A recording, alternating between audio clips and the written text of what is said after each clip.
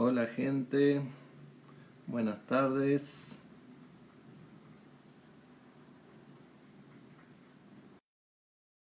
¿Cómo andan?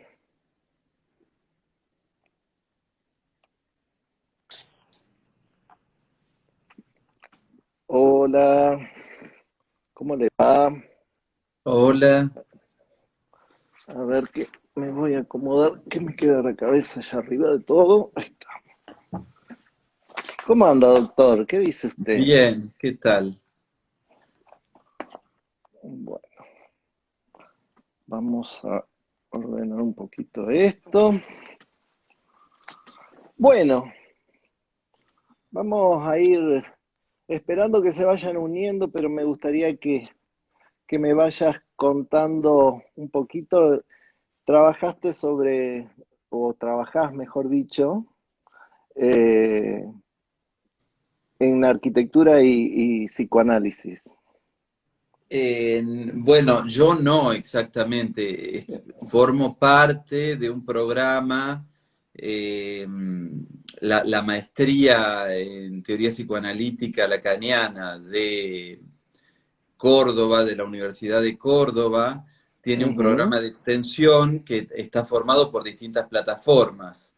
Literatura y psicoanálisis, series de TV y psicoanálisis, y entre esas hay una de las plataformas, se llama Arquitectura y Psicoanálisis, que es un grupo de colegas psicoanalistas que vienen trabajando desde hace tiempo en el tema de la arquitectura y que trabajan con un par de, con un espacio de la Facultad de Arquitectura que se llama Taller Mediterráneo, que está conformado por, entiendo que son como 700 alumnos y un grupo bastante grande de docentes de distintas cátedras, de por lo menos 3 cátedras de la Facultad de Arquitectura. ujú. Bien. ¿Y qué trabajan en ese marco? Digamos, qué es lo que hacen ahí? Yo no estoy al Digamos, tanto a ver. exactamente de todo lo que hacen. Sé que han viajado a una bienal, es decir, te digo que los psicoanalistas los siguen bastante a los arquitectos. Me parece que los arquitectos los van invitando a hacer cosas y los psicoanalistas los siguen con muchísimo entusiasmo porque para nosotros es una aventura, cualquier propuesta que venga de un arquitecto. Entonces, entiendo que una de las propuestas una vez fue viajar conjuntamente o un grupo viajó a una bienal que se hace en Valparaíso, ¿puede ser? Sí, así es. Entonces, bueno, viajaron las cátedras de arquitectura, invitaron a este equipo de psicoanálisis y fueron. Yo participé específicamente el año pasado de una actividad que fue bastante grande y se hizo en conjunto, se hizo en la Facultad de Arquitectura y la organizaba el Taller Mediterráneo conjuntamente con 2 publicaciones psicoanalíticas, una de un instituto, del Instituto Clínico de Buenos Aires, que publica una revista que se llama la Ciudad Analítica, y otra, el Centro de Investigación y Estudios Clínicos de Córdoba, que publica otra revista, y que había un tema en común que tenía que ver con los desechos. Entonces se hizo una actividad conjunta entre arquitectura y psicoanálisis que se llamó la ciudad de tus desechos, se llamaba. Ujú, Y teníamos como punto de encuentro una frase de Jacques Lacan que dice que la civilización es la cloaca y que Lacan intenta allí trabajar algo o abre la pregunta a cómo se las arregla un sujeto con sus propios desechos, con sus partes oscuras, muertas, sucias, y eso tratábamos de buscarle una articulación en relación a cómo la arquitectura o qué hace la arquitectura para el tratamiento de los desechos. Fue una conversación interesante que relevamos un buen resultado de aquel encuentro. siempre de alguna manera lo que he visto hay términos en común entre la arquitectura y el psicoanálisis, ¿no? Por ejemplo, el tema del lenguaje, o sea, el lenguaje que en arquitectura es el mensaje que el arquitecto da a través de la obra. ¿Qué es el lenguaje para el psicoanálisis? Eh,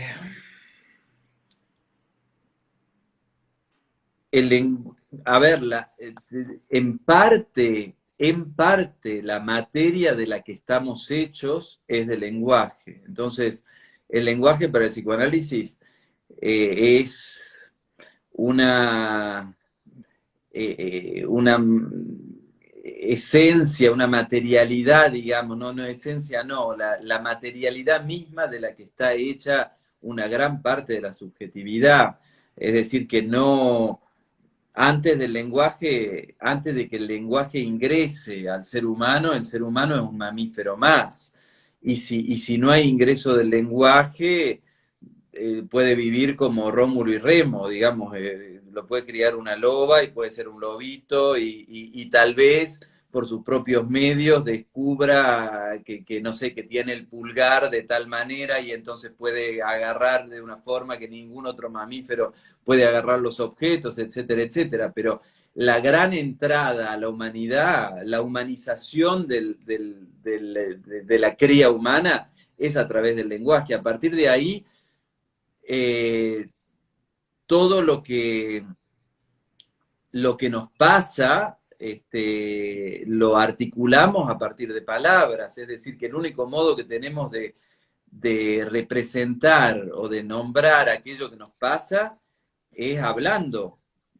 Lo que entra y lo que nos marcan son palabras, es decir, que cuando nosotros hablamos de nosotros mismos, de quiénes somos, de a quién amamos, de a quién odiamos, de lo que sentimos, de lo que soñamos, digo, cuando estamos dormidos, de lo que nos duele, inclusive cuando describimos lo que nos duele en el cuerpo, podemos a gran parte de lo que nos pasa hacerlo pasar por el lenguaje. Y las cosas que pasan en el mundo, los seres humanos las codifican a través del lenguaje también, ¿no? Entonces, ¿cómo se puede explicar el mundo entre los seres humanos? Es con la herramienta del lenguaje. Yo siempre uso la referencia. Mira, Shakespeare en Hamlet dice, en una parte de Hamlet, dice: dad palabra al dolor, el dolor que no habla gime en el corazón hasta que lo rompe, ¿no? Y siempre uso esa referencia. Los seres humanos tenemos dos modos de expresarnos: o con el cuerpo, o nos empieza a doler algo, o nos enfermamos, o nos mareamos, o bruxamos a apretar la mandíbula, o vomitamos, o nos duele la cabeza, o tenemos gastritis, o hablamos.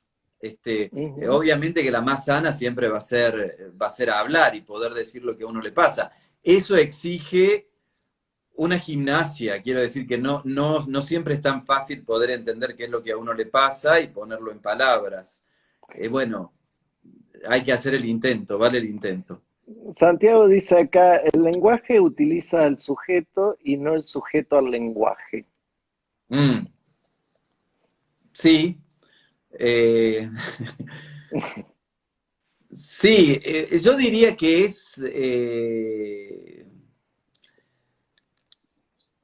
un poco y un poco, porque hasta la postura más rígida de la semiótica, que es la ciencia que estudia el lenguaje, reconoce que hay cierto margen de elección en el uso del lenguaje, ¿no? Es decir que, sí, por un lado estamos estructurados, Lacan dice el inconsciente está estructurado por el lenguaje, es decir que aquello que pensamos, sentimos, el modo que tenemos de pensar, de pensarnos y de pensar la vida y lo que nos pasa, está armado por un lenguaje que se ha inscrito, que ha entrado en nosotros y que nos ha formado.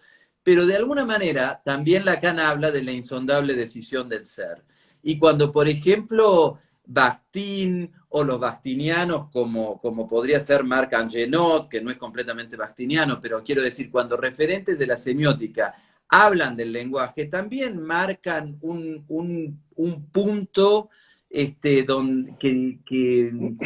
excede a la hegemonía a ciertas corrientes hegemónicas del lenguaje, donde se inscribe también lo heteróclito, lo diferente, y Lacan habla de algo muy interesante que es, él le dice la insondable decisión del ser, ¿no? Es decir, que hay cuestiones, hay momentos de la vida de un sujeto que pudiendo el sujeto, te doy un ejemplo bastante didáctico, es decir, que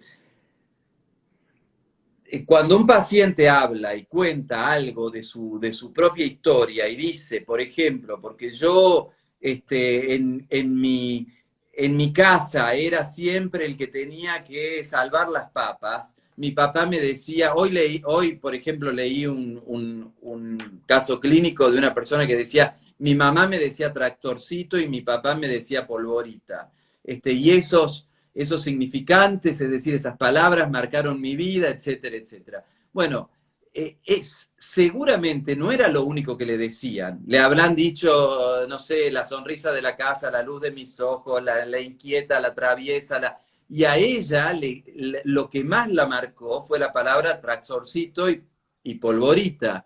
Eh, entonces, hay ciertas palabras con las que el sujeto, que marcan especialmente al sujeto y que podemos pensar que en algún momento el sujeto también se queda con esas palabras, algo pasa que eso prenda de una forma más fuerte que otra, ¿no? Entonces, en ese sentido le diría a Santiago, es cierto, es completamente cierto, el lenguaje nos habla, pero también en algún momento hay un efecto subjetivo sobre el lenguaje y también hay un trabajo que los sujetos hacen para separarse un poco o interrogar un poco ese lenguaje que nos ha hablado y en algún momento poder operar con esas mismas palabras. Yo escuché el reportaje que, bueno, digo reportaje, no sé cómo se dice, que le hiciste a, al artista, bueno, Al mono Bruno le Chitá, decía al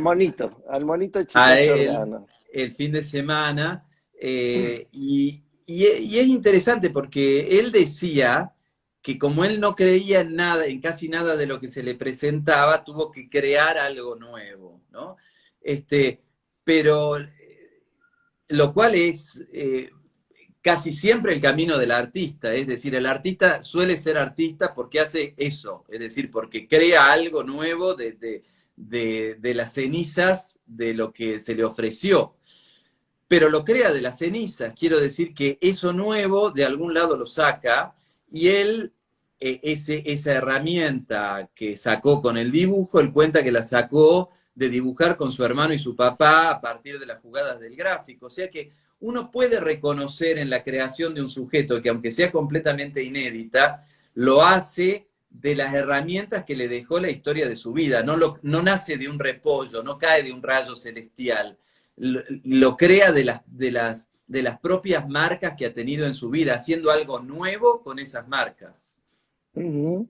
Y en realidad, de alguna manera, siempre estamos, o sea, esto te decía al principio de que encontraba palabras en común, como así el tema de construcción, Freud habla de reconstrucción, y también se habla del vacío en psicoanálisis. Nosotros, de alguna manera, como arquitectos, creamos, le damos forma al vacío. Es como en psicoanálisis un poco se le da mucho hincapié a ese vacío, ¿no?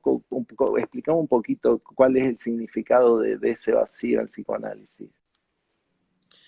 Bueno, para seguir con el tema del lenguaje, está bueno haber empezado por el lenguaje porque viste que yo dije en un momento, en parte estamos hechos, es la materialidad de la que nos hace, pero también el lenguaje tiene un límite. Hay, hay una frase de Chaplin que dice,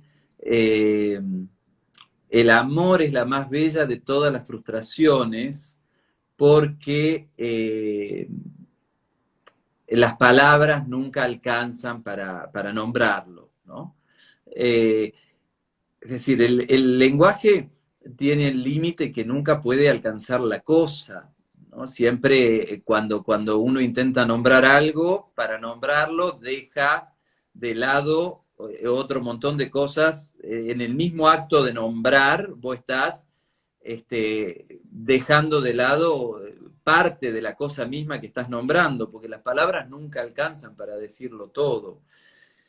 Entonces siempre hay una porción de inasimilable al lenguaje y siempre hay una porción de inalcanzable en cada sujeto. Siempre hay algo que no se va a poder decir, que no se va a poder nombrar completamente, como del mismo modo hay algo que nunca se va a poder representar, ni que se va a poder alcanzar como causa final o explicación total de algo. Esa porción, digamos, ese espacio inasimilable, es un espacio que podría ser un vacío, que podríamos llamar como un espacio vacío, y que tal vez lo mejor que podemos hacer con eso es alojarlo, es hacerle un marco lo más vivible posible, ¿no? En ese sentido, tal vez hay hay algo que la arquitectura enseña, psicoanálisis, que es qué bordes, qué entorno, qué marco se le da al vacío para que un sujeto pueda habitarlo. María dice, Sartre habla de que siempre queda un resto indecible. Mm. ¿Mm? Nos construimos es gracias a la falta es constructiva, también dice María Verónica. Uh-huh. Y por otro lado, hay algo que sí sería bueno aclarar, porque en realidad Freud habla de de la falta y no del vacío. Bueno, la obra de Freud son 24 tomos. Así que cuando a mí me da un poco no me animo a decir si Freud no habla del vacío en ninguno de los 24 tomos. Eh, sí, efectivamente, Freud habla de la falta, no me acuerdo quién es la persona que dijo que nos constituimos gracias a la falta, creo que dijo. Efectivamente, la falta en psicoanálisis es operativa, es el motor mismo de la subjetividad, es porque algo falta, que se pone en marcha el deseo, porque si no hay falta, no hay deseo, y si no hay deseo, no hay sujeto. Entonces, primero tiene que perderse algo para que el sujeto sienta que algo le falta y para que eso lo lance a buscar eso que le falta, a buscarlo de distintas maneras, entre esas, decía recién, algunos podrán inventar, otros podrán recurrir a recetas que le dan otros, pero cada quien andará con su propia fórmula de cómo resolver aquello que le falta y desde allí construyendo una vida, la vida que puede construir. El vacío efectivamente no es la falta, es algo más complejo, digamos, y que si bien no está, no sé si Freud decía recién, no me animo a decir que Freud no menciona el vacío en ningún momento de su obra, pero sí menciona puntos imposibles de abordar. Por ejemplo, en la interpretación de los sueños habla del ombligo del sueño, en estudios sobre la histeria habla del núcleo patógeno, es decir, que Freud siempre ubica algo que es como un punto de fuga, como un agujero central a lo cual no se puede llegar, de lo cual no se puede decir nada. Al final de su obra habla de la roca viva de la castración, o sea, un punto límite para el análisis. No sé si eso exactamente es el vacío en Freud, pero no es la falta. Es decir, es algo que es de otro estatuto que la falta. Uh-huh. Nosotros, de alguna manera, como arquitectos, nosotros me gustó el título de esta charla que tiene el arquitecto de psicoanalista, o sea, porque de alguna manera el arquitecto en todo momento cuando arranca con el cliente tiene que analizar qué es lo que quiere el otro, entonces de alguna manera es como muy pegado esta situación de lo que pasa entre el arquitecto y el cliente y el psicoanalista con su analizante, ¿no? ¿Cómo lo ves a esa cuestión del arquitecto como psicoanalista? O sea, ¿cómo de alguna manera se une en ese punto? Eh, en el taller mediterráneo, este que te contaba, que hicimos con la Facultad de Arquitectura el año pasado, después nos fuimos a cenar, era una mesa larga de profesores de arquitectura y arquitectos y docentes de la maestría de psicoanálisis, y ahí uno de los docentes, uno de los titulares de cátedra, Christian Nanser, expuso una tesis que él tiene sobre que se forman habitualmente parejas entre psicoanalistas y arquitectos. Y él decía, algo debe haber en común, porque a los psicoanalistas les interesa mucho la arquitectura y a los arquitectos, a muchos arquitectos les interesa el psicoanálisis. Yo pienso que entre las cosas que puede haber es que me imagino que el arquitecto tiene que hacer un esfuerzo grande para entender qué es lo que le pide alguien cuando le pide que le haga una casa o que le construya una casa. Eh, Debe ser una tarea que pone en juego mucho la escucha al otro para interpretar qué es lo que el otro espera porque realmente es crear algo de la nada. O sea, es Justamente. decir, encontrarse con una persona, tener un diálogo y a partir de ahí materializar eso en un proyecto, en un dibujo, después en una cosa sólida, y, y, y en ese proceso debe haber un esfuerzo muy grande de interpretación del otro, de qué es lo que me pide el otro cuando me pide, no sé, que quiere una casa grande. ¿Qué significa una casa grande para cada uno? Porque para cada uno grande quiere decir una cosa distinta. Entonces, debe ser un ejercicio de mucha implicación del arquitecto en el oficio de escuchar y de interpretar la singularidad del otro.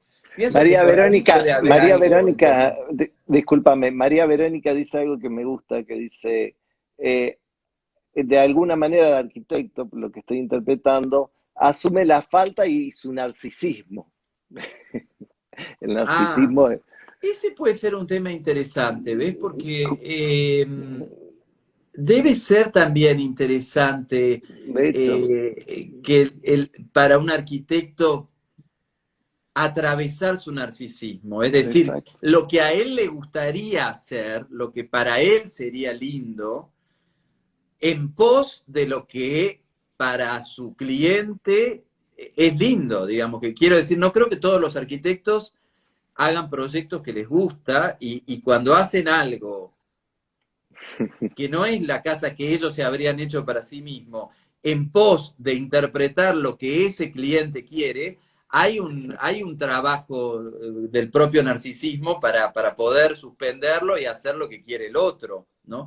En ese sentido, también puede ser un punto en común con el psicoanalista, porque el psicoanalista tiene que trabajar muchísimo, justamente la formación psicoanalítica se basa fundamentalmente en el análisis propio, porque para poder escuchar a otro, el analista tiene que estar primero muy entrenado en separarse de su propio yo, de sus propios gustos, de su propio criterio de la vida, de su propia manera de entender el mundo, para poder dejarse alojar por lo que le viene bien al otro y por lo que el otro tiene que descubrir de sí mismo, que es su propia manera de vivir una buena vida, no la que el analista hubiese tomado. Si no, el analista sería un consejero y le diría a todos, bueno, usted tiene que vivir de este modo para vivir bien. Ese es el modo que el analista encontró para vivir bien en su propia vida, pero no es el modo del otro. El analista le tiene que permitir al otro encontrar su propio modo de resolver las cosas que le pasan.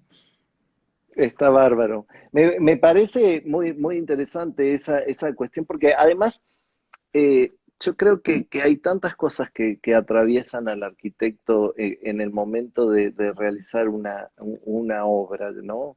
Porque, ¿qué es lo que de alguna manera tocamos en el otro cuando realizamos una obra?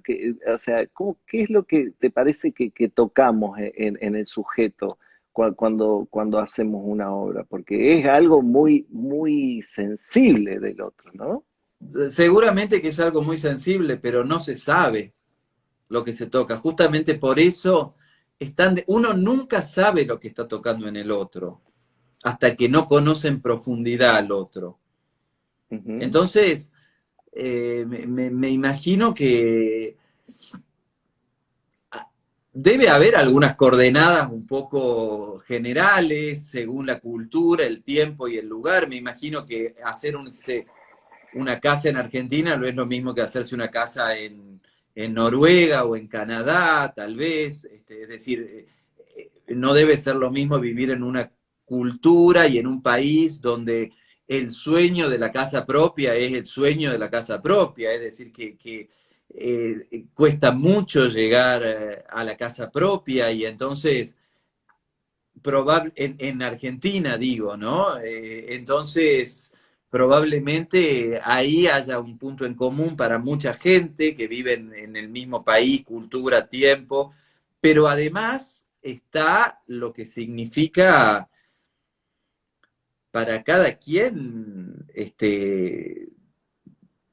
una casa, según la historia que tiene cada uno con la casa, ¿no? La historia, no me animo a dar ejemplos porque cada No, pero ejemplo va a ser distinto. incluso, no es verdad, porque de hecho hay veces que hemos hecho obras o hemos hecho proyectos en donde en el medio de todo esto una pareja se divorcia. O sea, es Por como ejemplo, que claro.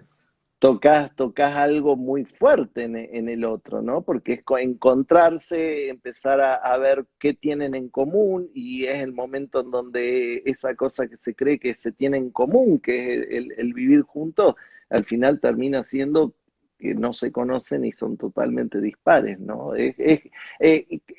Por eso es como que de alguna manera me parecía interesante esta conversación porque hay mucho de psicoanálisis en el arquitecto, como que uno lo lleva implícito, ¿no? Porque un poco vos traías a colación el tema del mono, de lo que escuchaste con respecto a lo que decía el mono, porque había muchas palabras, el crear y el creer, digamos, ¿no?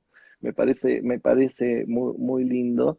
Pero Eso fue precioso y eso fue, realmente me pareció muy artístico, lo que él planteó tan honestamente desde su experiencia, ¿no? Él dice, cuando dijo, como yo no creía en lo que me estaban dando, no me quedó otra cosa que crearlo. Y sí, cuando uno crea es porque ya no cree en lo que está creado de antes, es decir, ya no le alcanza, no le queda otra que crearlo. Hace mucho tiempo, mira, te estoy hablando de los 90, yo viajé a San Francisco, tuve una temporada viviendo en un tiempo corto, pero varios meses viviendo en San Francisco, California, y, y un amigo que ya murió, un periodista que conocí en ese momento, eh, un día me invita a cenar, él y su esposa, qué sé yo, y me llevan a un restaurante que estaba en el último piso del edificio, que hasta donde yo sé, en ese momento era el edificio más alto de San Francisco, que viste que no se hacen edificios altos por la falla de San Andrés, por los terremotos. El edificio ese se llamaba, es la sede del Bank of America, y en el último piso tenía un restaurante giratorio. Y me acuerdo, es una escena tipo cinematográfica la que te voy a contar, fue un momento cinematográfico.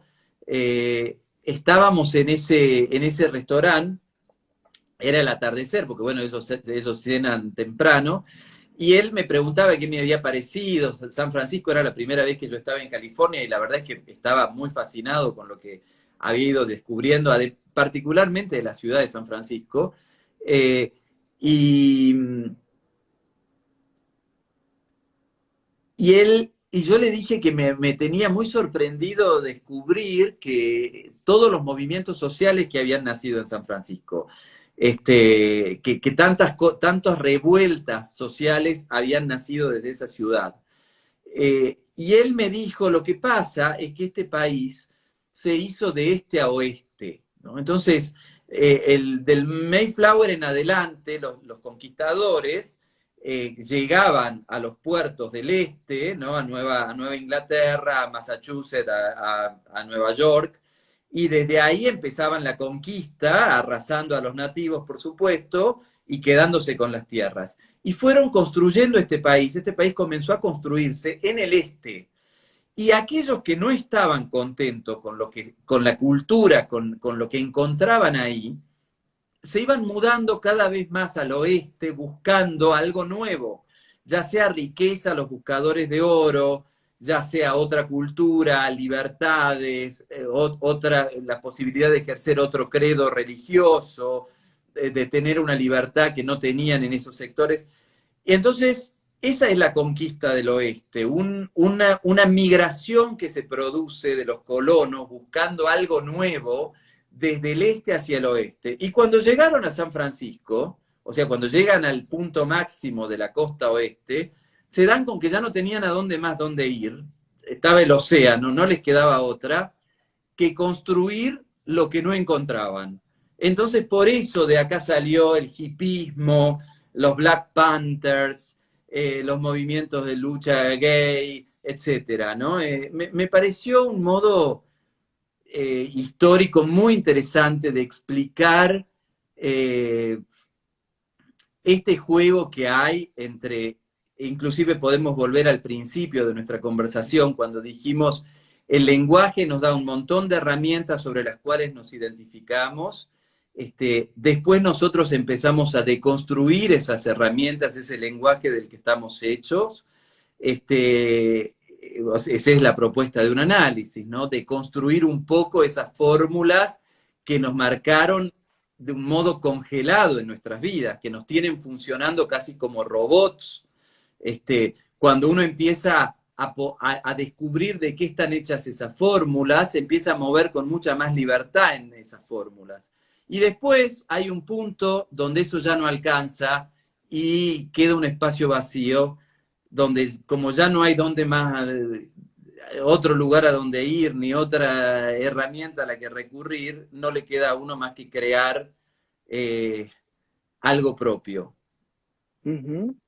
Sí, realmente, o sea, vos hay cuestiones de fórmulas que uno cree que puede obtener con el psicoanálisis y realmente no existen, porque de alguna manera, no sé, me preguntaba el tema de la valoración del arquitecto. Muchas veces estuvimos en charlas últimas con jóvenes arquitectos y es como esta cuestión de que, bueno, por empezar, todo esto de alguna manera está enfocado para entender que la arquitectura se hace de diferentes maneras y puede tener diferentes enfoques y que el arquitecto no solamente construye y fuimos construyendo una serie de charlas en función a todo eso y ver que la valoración de alguna manera se va dando de diferentes puntos, ¿no?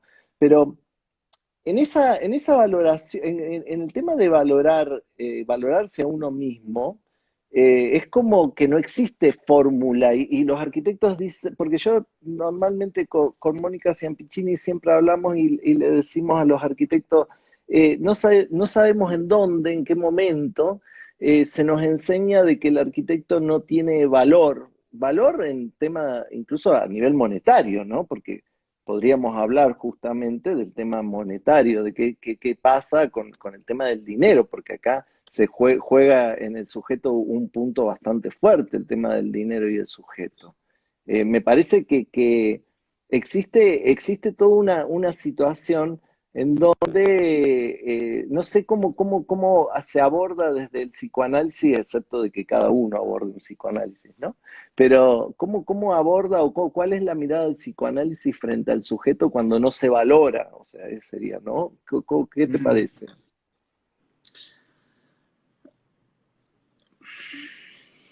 Bueno, no sé, esa pregunta me parece un poco difícil. Ay, no. eh, cuando un sujeto no se valora, eh, es difícil hablar. Sabes que en psicoanálisis es difícil hablar como en términos generales, porque a veces hay gente que parece que no se valora, pero en realidad su modo de criticarse a sí mismo es su máxima satisfacción. Es decir, no es que pobre no se valora, sino que está disfrutando enormemente de estar todo el tiempo este, El goce. mostrando no sé, su ropa rota, su taco roto, Entonces, hay que ver siempre en cada caso de qué se trata, ¿no? Lo que sí te puedo decir, porque no sé si entendí bien por dónde vas, la cuestión De la del valoración. dinero, el dinero es un objeto, para el psicoanálisis, el dinero es un objeto libidinal. ¿Qué significa esto? Es difícil de entender, pero este, esto significa que 100 pesos para mí no son lo mismo que 100 pesos para vos, porque cada uno en su propia historia ha tenido una relación al dinero, ha crecido en una casa donde el dinero valía determinadas cosas o no, donde tener dinero significaba esto o aquello, tenerlo o no tenerlo significaba una cosa o significaba otra. Entonces, creo que cuando la pregunta que empezó en vos, cuando me preguntaste de los honorarios y demás, a mí me parece que entre las cosas que un arquitecto seguramente tendrá que interpretar cuando se encuentra con un futuro cliente qué quiere decir para este sujeto o la plata que le va a costar su casa, es decir, también entender en el momento de cobrar creo que hay que entender un poco eso, pero me cuesta hablar del tema porque es un tema más complicado y que requiere como ciertas herramientas clínicas para entenderlo. Viviana dice acá, o sea, transforma la pregunta y dice, ¿por qué se da más? O sea, ¿por qué da más, perdón, por qué se da más su desvalorización en arquitectos y no en otras profesiones? Bueno, no sé, tal vez ella no conoce mucho otras profesiones. Y no sé a qué se refiere con desvalorización. La verdad es que no sé. Yo creo que es probable que los que en mira, me cuesta hablar sin entender bien de qué estamos hablando, pero creo que un arquitecto, como muchos profesionales autónomos que trabajan por su cuenta, en mercados laborales, este, o en situaciones o en condiciones económicas inestables, tienden a pensar que es como que le tienen que agradecer a alguien que les dé trabajo y tal vez ahí se revierte un poquito la oferta y la demanda, es decir, alguien busca al arquitecto por lo que sabe hacer, y si el arquitecto no entiende que es pura dialéctica del amo y el esclavo de Hegel, es decir, si yo no entiendo que el saber que esta persona necesita lo tengo yo, y bueno, va a tender a desvalorizar su trabajo. Vos sabés que yo me fui a buscar, pues justamente cuando vi la entrevista a este artista, el mono, eh, lo que hizo Gropius, porque él dijo que su arquitecto preferido fue Gropius, y me di con un montón de edificios de Nueva York, que veo porque viajo por trabajo a Nueva York con frecuencia. Hay un montón de edificios de Nueva York que vi muchísimas veces, que los hizo él, Gropius. Entonces, cuando estaba mirando las fotos, me dije, mirá vos todo lo que, es decir, el mundo que nos construyen los arquitectos, el mundo que conocemos, o sea, la ciudad de Nueva York, está construida por personas que tienen nombres y apellidos. Es decir, uno va a Nueva York, saca fotos, se saca la foto acá, allá, con los edificios de fondo, le saca las fotos a los edificios icónicos, y, y, y muchas veces se perdieron los nombres de aquellos que nos están armando el mundo por el que transitamos, pero no solo a nivel del skyline, del paisaje. En la revista esta que te digo, que la dirige Daniela Fernández, una amiga que es del Instituto, la revista del Instituto Clínico de Buenos Aires, le hicieron un reportaje a un arquitecto que es profesor también, que se llama Pablo Studworth, que seguramente, bueno, ustedes lo conocerán, para mí fue un descubrimiento, y en esa entrevista, la revista se llama, por si la quieren comprar y consultar, porque es preciosa, tiene muchos artículos que nos sirven a todos los profesionales, no solamente a los psicoanalistas. En esa entrevista, le hacen una entrevista hablando del tema de la mirada, y él dice, en una parte de la entrevista que yo lo recorté para leerlo hoy, él dice, recién recibido de arquitecto, emprendí un viaje que me llevó hasta Florencia. Una tarde fría e intensa llovizna, me encontré con una pequeña iglesia en la parte alta de la ciudad. Entré para conocerla y también para descansar y protegerme. La luz era tenue, producto de la manera con la que se tamizaba por las aberturas. Además, había gente recorriendo su nave central y el órgano producía una sensación. Entonces, él va describiendo todo lo que le fue pasando en esa iglesia a la que él entró de casualidad, porque llovía afuera. Y termina diciendo que él, que era ateo, en ese momento creyó en Dios. Porque la experiencia que tuvo fue una experiencia de haber encontrado algo de lo divino, y que esa experiencia estaba creada por el ambiente que le había producido la arquitectura. Es decir, que cómo entraba la luz por los ventanales, los colores que tenían, el sonido en que había sido pensado el órgano, de dónde lo habían puesto al órgano para que el efecto de la música sea de tal manera y no de tal otra, la altura del techo, el reflejo de la luz sobre el atrio, no sé si estoy hablando correctamente, pero la arquitectura nos crea un mundo, ¿no? Nos puede hacer sentir a Dios cuando uno entra a un lugar. Entonces, creo que si un arquitecto no toma dimensión de lo que es capaz de hacer, del poder que tiene en sus manos, de hoy, ponele, en la cuarentena, la gente que está en su casa, yo creo que gran parte de cómo cada quien...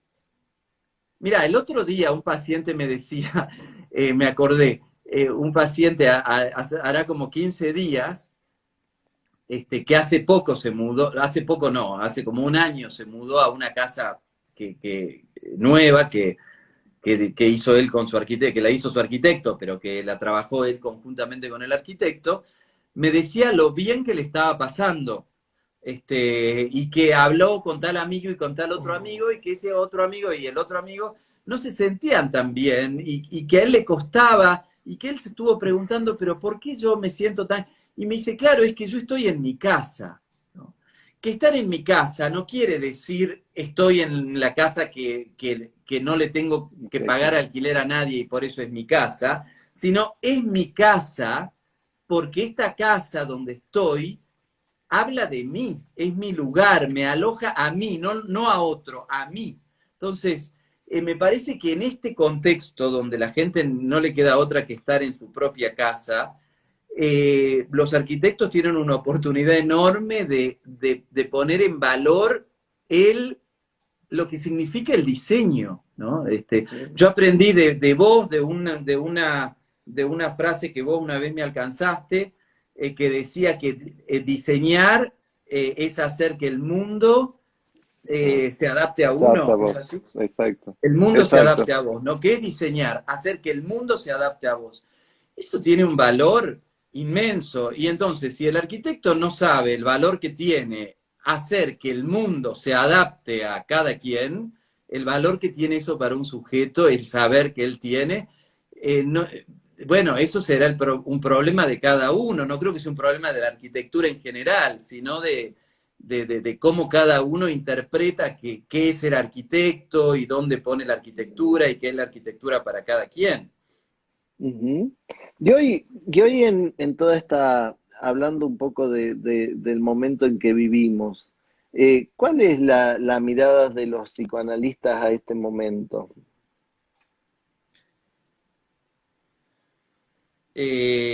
A,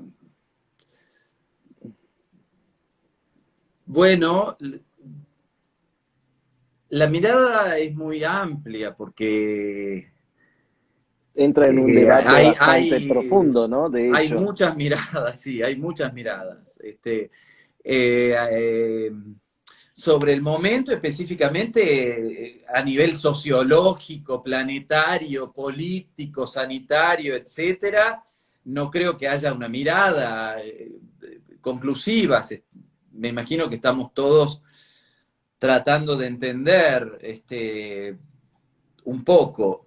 Después me parece que los psicoanalistas están cada uno en la función que le toca, abocado a su trabajo, a su tarea. Hay muchos psicoanalistas dirigen publicaciones, muchos dan clases, muchos tienen a cargo instituciones, seminarios, cátedras, espacios de formación. Entonces, bueno, cada quien está viendo cómo hacer que eso siga funcionando, si va a seguir funcionando, si no, si se va a hacer una pausa, cuándo se va a retomar. Y después está el trabajo clínico, que en cada caso es distinto. Entonces hay alguna gente que está consultando a su psicoanalista por teléfono, otra que está consultando online, otra que está consultando por Skype. Hay psicoanalistas que trabajan con casos muy graves y que por lo tanto tienen un permiso especial. Conozco, tengo colegas, no es mi caso, pero tengo colegas que salen y que van a ver a algunos pacientes o que van a atender a algunos pacientes a determinados lugares, que son casos graves, que no se pueden dejar de atender ni se pueden atender a la distancia por los medios tecnológicos. Así que te diría, la mirada de los psicoanalistas es variada, ¿Crees en que hay un general. antes y ¿crees que hay un antes y un después después de toda esta pandemia? O sea, en todo, de todos los ámbitos, ¿no? Sí, Existe. mira, me llamaron de un diario, hay un diario de Córdoba que se llama La Voz del Interior, o La Voz. Cuando yo era chico se llamaba La Voz del Interior y ahora no sé si le sacaron el nombre Interior. Porque me acuerdo que el logo que estoy viendo últimamente dice La Voz. Es un diario importante de Córdoba que tiene un suplemento los domingos que se llama Temas. Y me llamaron la semana pasada para preguntarme justamente eso, ¿no? Consultaron a varias personas. Yo no pude leer qué salió, pero lo que le decía a la chica salió el domingo el suplemento y lo que le dije a la periodista, porque ella me dice, bueno, ¿usted cree que esto va a cambiar lo que somos y nos va a hacer ahora valorar cosas que antes no valorábamos? Y bueno, yo me imagino que algunas cosas van a cambiar, seguramente que algunas cosas van a cambiar. Entre las Ujú. cosas que creo que van a cambiar, eh, por lo menos acá en Argentina, donde tal vez no teníamos, no era masivo el uso de las plataformas virtuales para hacer muchas cosas que se podían hacer ya por plataformas virtuales. Me río porque yo era bastante retrasado en eso. Creo que hemos descubierto que nos podemos reunir por Zoom en un montón de espacios. Me parece que va a haber cosas que vamos a empezar a cambiar.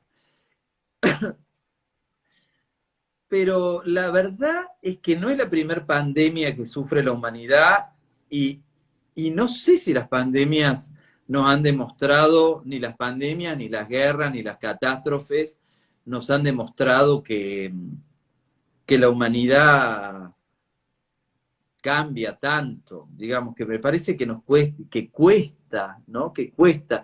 Yo me acuerdo una vez que fuimos porque la Asociación Mundial de Psicoanálisis, que es la institución psicoanalítica de la que soy miembro, es un órgano consultivo de las Naciones Unidas.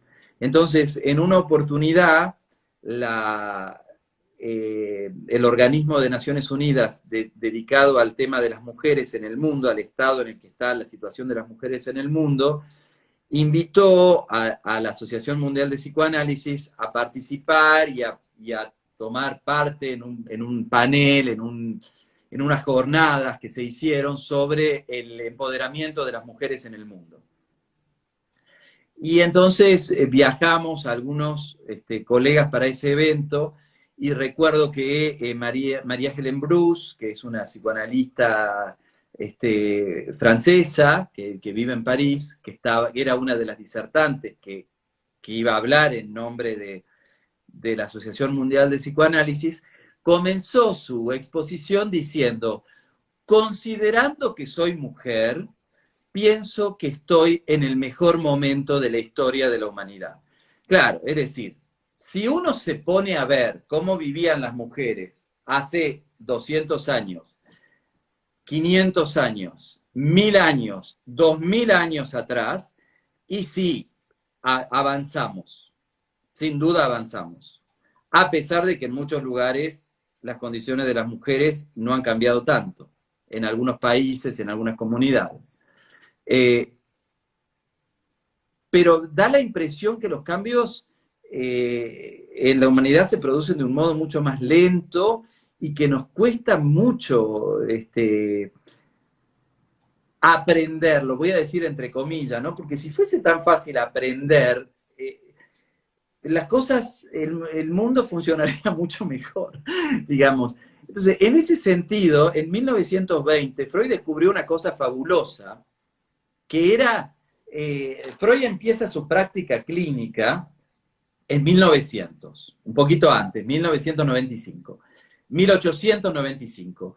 En 1900 se escribe su obra, la obra que le da nacimiento al psicoanálisis.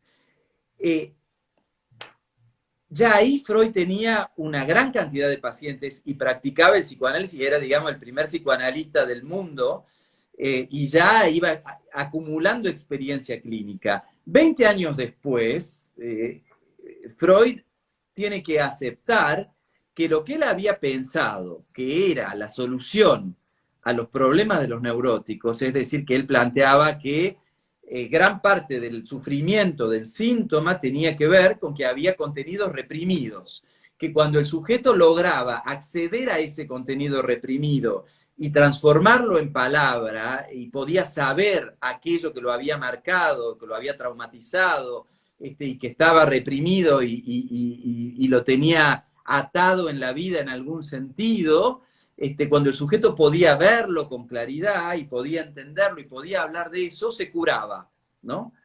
20 años después, Freud tiene que decir: he descubierto que hay una parte de la subjetividad que no se cura tan fácilmente, no de los sujetos, sino de la subjetividad, es decir, hay cosas, hay aspectos que se resuelven hablándolos, recordándolos, elaborándolos en un tratamiento psicoanalítico, pero hay aspectos de la subjetividad que, a pesar de que uno los ve, los vuelve a repetir. A eso Freud le llamó compulsión a la repetición. Y es lo más difícil de trabajar en un análisis. Entonces, por eso decía recién, si fuese tan fácil aprender de nuestros errores, probablemente ya hubiésemos alcanzado como civilización un nivel de claridad, de iluminación, de superación, de la que podríamos estar mucho más orgullosos de la que estamos hoy. Pero parece que la compulsión a la repetición nos, nos, nos hace equivocarnos varias veces, tropezar con la misma piedra en la vida personal, viste cuántas veces uno dice, bueno, no quería y lo volví a hacer y me volví a equivocar y volví a llamarle a tal persona que sabía que no le tenía que llamar. Bueno, y creo que a nivel colectivo nos pasa muchas veces lo mismo, es decir, por eso, respondiendo a tu pregunta, habrá cosas que van a cambiar y seguramente que habrá cosas que necesitaremos más tiempo para cambiar. Bueno, Jorge, muchísimas gracias, como siempre tan claro, Bueno, muchas de gracias. parte del Colegio de Arquitectos de la provincia de Santa Fe. Mil gracias, hermosa, hermosa charla. Espero que la hayan Era disfrutado una todos. deuda que teníamos, bueno, ya está. Era una deuda muy Ha grande sido que un gusto. teníamos. Gracias. Bueno, chao. Abrazo, nos vemos. Chao, chao. Hasta luego, gente.